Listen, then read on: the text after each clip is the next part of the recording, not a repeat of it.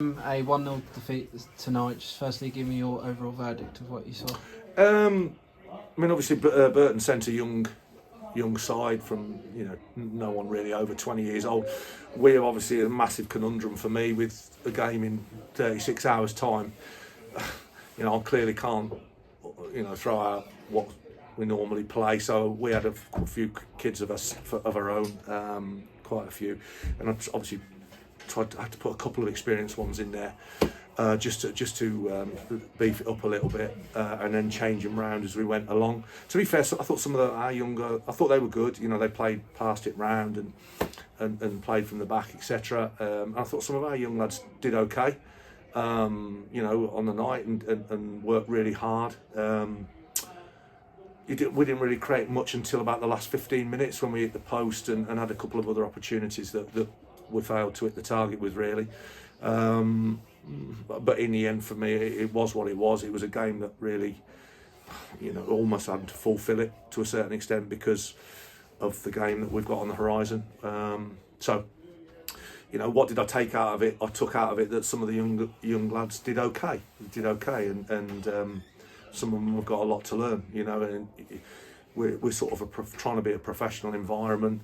And you got lads who don't report injuries and don't say anything, and you have to fetch them off because they are injured and all that. So you get that with kids sometimes, and they've got to learn. But in the end, it is what it is, and we move on. And you mentioned about the youngsters. It's obviously a proud night to keep them involved. I mean, we played at Highgate, a few of them featured at Highgate, but then you've had another couple today make their debuts for the football club. So how important is it just to keep that pathway growing and keep it going, make them learn in some ways? Absolutely. You've got to grow up. I mean, it's okay. That's not really man's football, if you like, because some of them are playing against what is in essence their own age group. But obviously their boys are very much full time in a full time environment as academy players at Burton Albion, and you could see that that they were technically good and fit. There was a lot of pace in the team.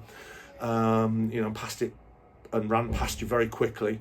So they have got a lot to learn. But when we've got one or two decent young lads bubbling away, in around that 17, 18-year-old mark, and some of them are, they're all right. They're not bad at all. And clearly, we need to develop those, as you say, to come into the football club going forward. But maybe pre-season would be a time when in the early games you start to look at some of these young lads that we saw tonight.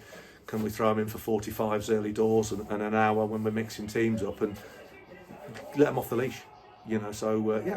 And that'll be the plan for them. We've had a few players go out the door as well. So, maybe some of them might, if they were clever, be looking at it thinking, I wonder if I'll get a chance, Maybe my phone will ring and I'll be in the squad on Saturday. And that's how they should be thinking. Can I force myself into the plans? I think it's very important that we blood youngsters. We did at Highgate.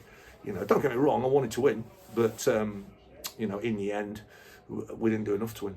And you touched upon 36 hours later, you've got Telford and then you've got Kettering, so you've got two massive games coming up now. Yeah. So how do you sort of prepare for that one, and what sort of tests do you expect? Massive tests. I mean, Telford went top until, obviously, they didn't play on Tuesday, and Hales Owen took over on top. Kettering have been top most of the season, but it's two of the top four coming to our place. Both will bring good followings. So I'm expecting hugely difficult games from both sides. We'll take Telford first because they're here on Saturday, and it's in terms of prep, it's been difficult because we've been looking at this game. So some of the boys that have been playing for us trained this morning at the Hayes, and the rest of the ones who were picked to play in this game came straight to this game.